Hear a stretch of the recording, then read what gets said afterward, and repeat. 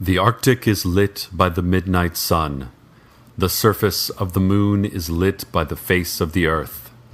Our little town is lit, too, by lights just above that we cannot explain. Welcome to Night Vale.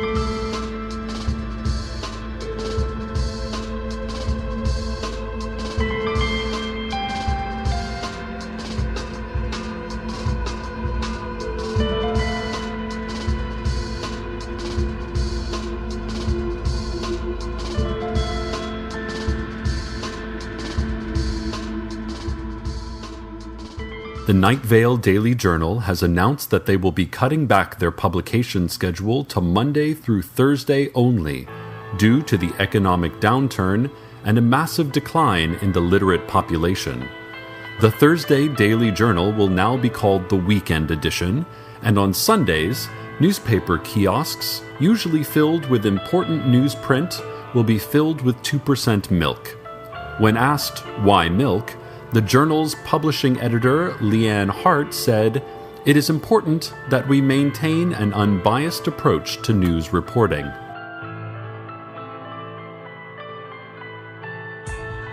The Night Vale Business Association is proud to announce the new Night Vale Stadium, next to the Night Vale Harbor and waterfront recreation area. The stadium will be able to seat 50,000, but will be closed all nights of the year except November 10th for the annual Parade of the Mysterious Hooded Figures, in which all of our favorite ominous hooded figures, the one that lurks under the slide in the Night Vale Elementary Playground, the ones that meet regularly in the dog park, and the one that will occasionally openly steal babies, and for reason no one can understand, we all stand by and let him do it. All of them will be parading proudly through Night Vale Stadium. I tell you, with these new facilities, it promises to be quite a spectacle. And then, it promises to be a vast, dark, and echoey space for the other meaningless 364 days of the year.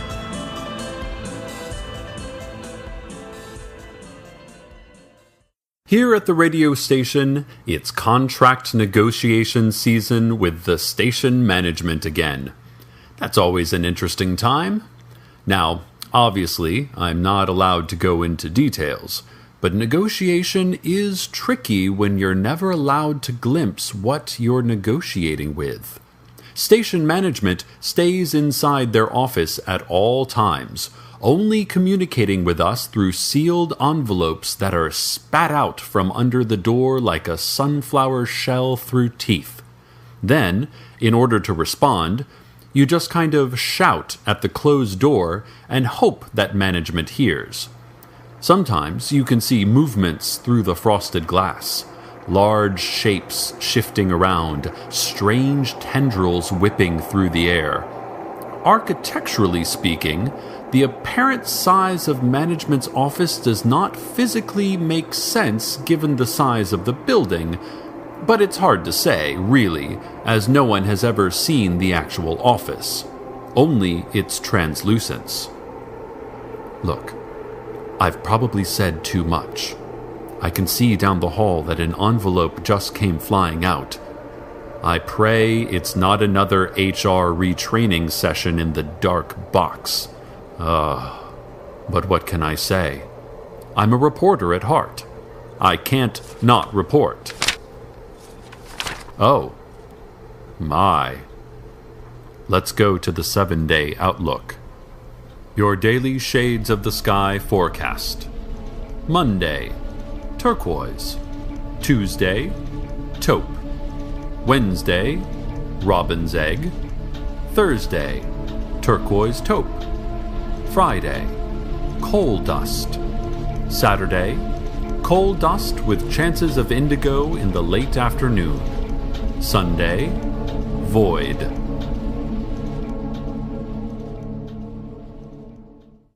The City Council has asked me to remind everyone about the new drive to clean up litter. Night Vale is our home, and who wants to leave trash all over their home? put it in the garbage can, listeners. And if you see any trash around, pick it up and throw it away. Do your part. Unless the trash is marked with a small red flag. The council has asked me to remind you that any litter marked with a red flag is not to be picked up or approached. Remember the slogan, no flag goes in the bag. Red flag, run. Listeners, we are currently fielding numerous reports that books have stopped working. It seems that all over Night Vale, books have simply ceased functioning. The scientists are studying one of the broken books to see if they can understand just what is going on here. The exact problem is currently unclear, but some of the words being used include sparks, meat smell, biting, and lethal gas. For your own safety, please do not attempt to open a book until we have more information on the nature and cause of these problems. The City Council has released only a brief statement, indicating that their stance on books has not changed, and that, as always, they believe that books are dangerous and inadvisable, and should not be kept in private homes. Another warning for Night Vale residents. Sources say that the used and discount sporting goods store on Flint Drive is a front for the world government. This is based on extensive study of the location, and also because it has a black helicopter pad on which black helicopters regularly depart and land. Fairly unusual for a used and discount sporting goods store. We sent our intern, Chad, to try buying a tennis racket, and have not heard back from him for several weeks. This brings me to a related point. To the parents of Chad, the intern, we regret to inform you that your son was lost in the line of community radio duty and that he will be missed and never forgotten. May you all feel blessed to have the family that you have. And if you're looking for sporting goods, check out Play Ball right over by our own Night Vale community radio station. Play Ball is only a front for the Sheriff's Secret Police, and so can be completely trusted.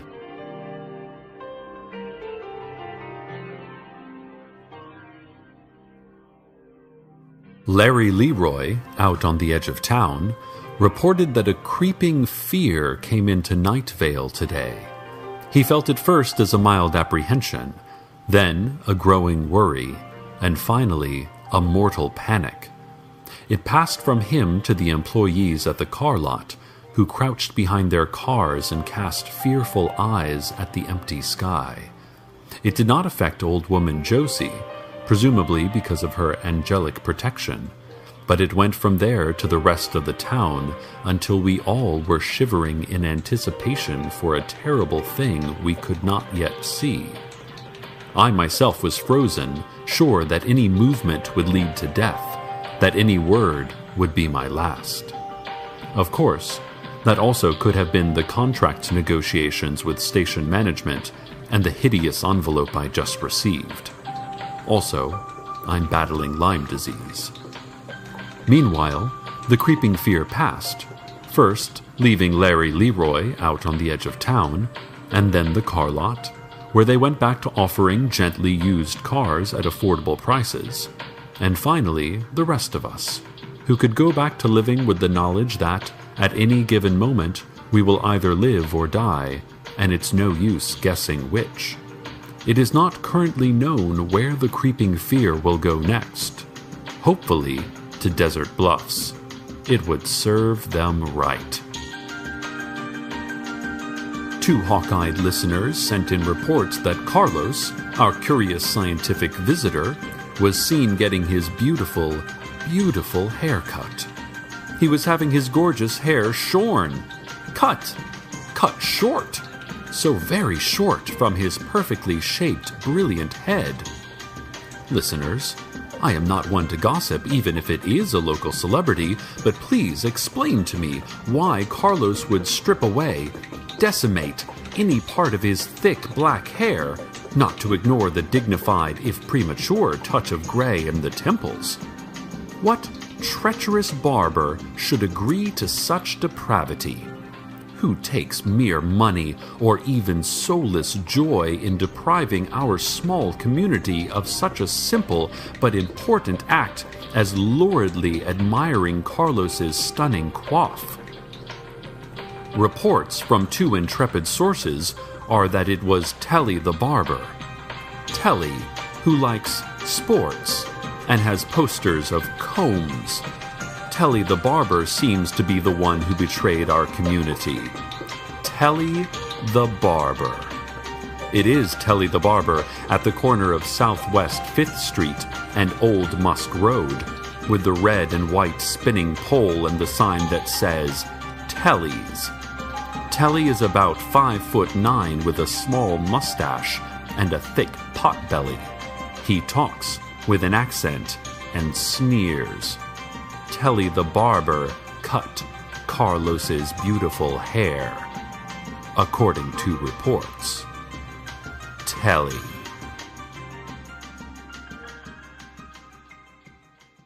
Now, while I gather myself, let's have a look at traffic. Oh, wow. Well, that looks pretty good. Yep. Yes. Okay, not too bad there either, I see. Oh, that gentleman needs to slow it down. It is not a race, my friend. Not a literal one, anyway. That has been traffic. And now for an editorial. I don't ask favors much, dear listeners, that you know. But I'm asking all of you now to conduct a letter-writing campaign to station management, which was not pleased with my discussion of their physical attributes and behavior, and is now threatening to shut down my show, or possibly my life, for good. Their wording was kind of ambiguous. Obviously, we will not be able to deliver the letters directly to the management, per se, as no one has ever opened their door, but we can shout the content of the letters outside their office, and we presume, given an anatomy that includes ears, they will be able to hear what you have to say. So if you like this show, and you want to hear more of it, then we need to hear from you. Make your voice heard to whatever it is that lies in wait behind that darkened office door. I'm sorry, dear listeners. We'll be back after this word from our sponsors. This segment has been brought to us by Big Rico's Pizza. Listeners, we are proud to have Big Rico's as a sponsor of our show. You will not find a better pizza joint in all of Night Vale than Big Rico's. Just the other night, I stopped by Big Rico's. I was in the mood for a delicious pizza slice, and since Big Rico's is the only pizza place in Night Vale that is not burnt to the ground in an unsolved arson case, and did I mention is also the best pizza in town, I ordered a single Rico slice with 2 authentic toppings, and boy was I satisfied. The flavor was scrumptious. The taste was also scrumptious. And it was warm, the pizza slice. I have been told that even the hooded figures eat there. The waitstaff look like they avert their hollow gazes quite a bit. Even the city council offers its ringing endorsement of Big Rico's. All Night Vale citizens are mandated to eat at Big Rico's once a week. It is a misdemeanor not to. Big Rico's Pizza. No one does a slice like Big Rico, folks. No one. And now, sweet listeners, the weather.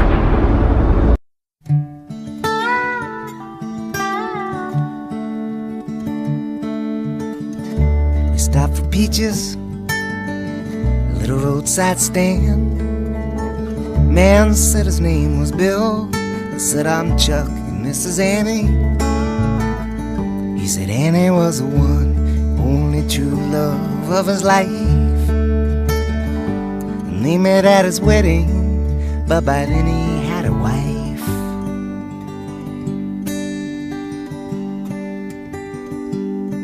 And it was during the reception in the spring of '64. She, his newlywed's best friend, followed him out the barroom door. Maybe his ring got smaller, maybe his fingers swelled, maybe he'd made a big mistake, maybe time would tell.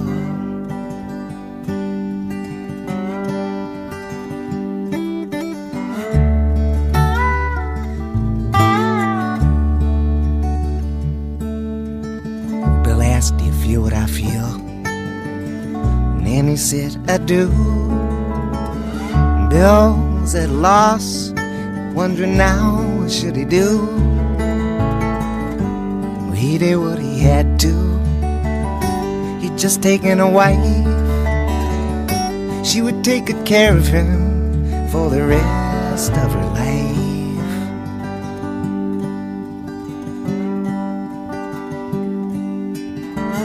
Bill and Annie fought the urge. They saw each other often. She was there in black, but Bill's wife lay in her coffin. By then she'd gotten married, by then she'd moved away. She'd asked Bill for his blessings, he said it was okay.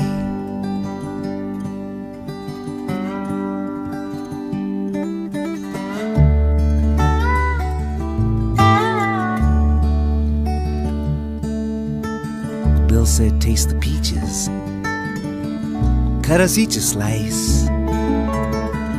They were a little on the small side, they sure tasted nice. "Do you think I did the right thing?" Bill asked, though I knew he knew. So I answered with a question, I asked him, "Bill, do you?"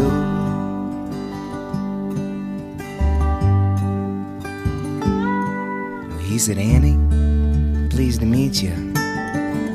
Nice to meet you, Chuck."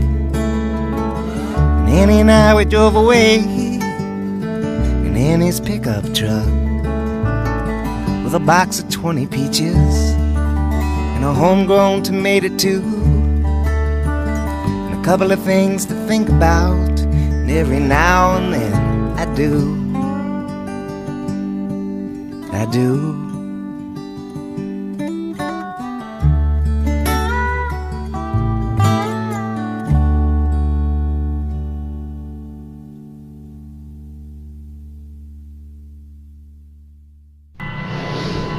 Hello, radio audience.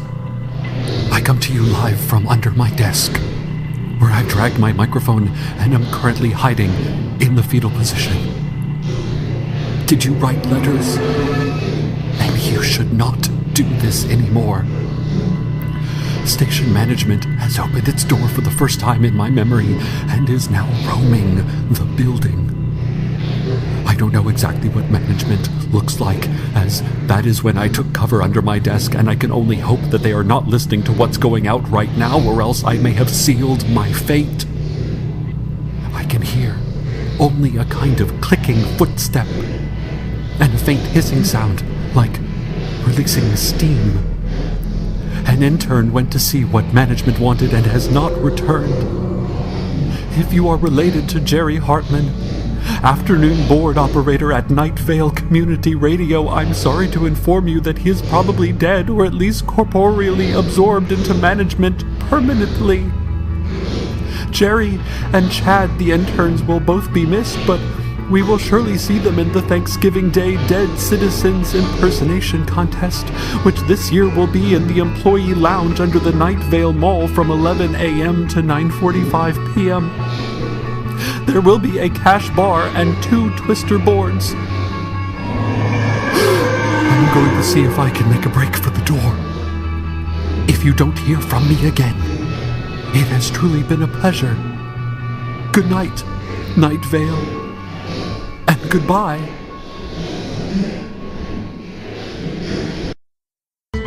Welcome to Night Vale is a production of Commonplace Books. It is written by Joseph Fink and Jeffrey Craner and produced by Joseph Fink. The voice of Night Vale is Cecil Baldwin.